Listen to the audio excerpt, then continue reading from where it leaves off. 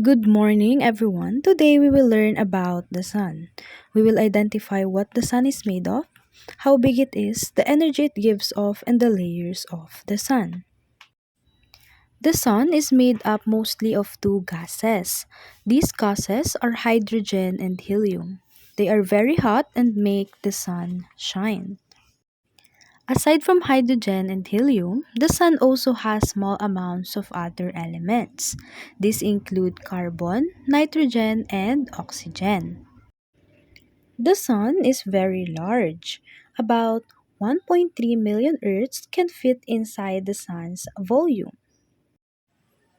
The sun gives off energy in different forms.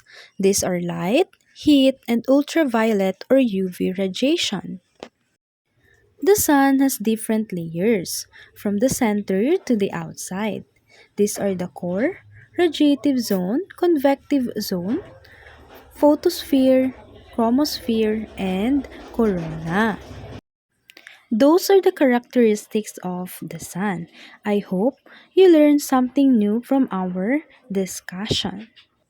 Thank you, everyone.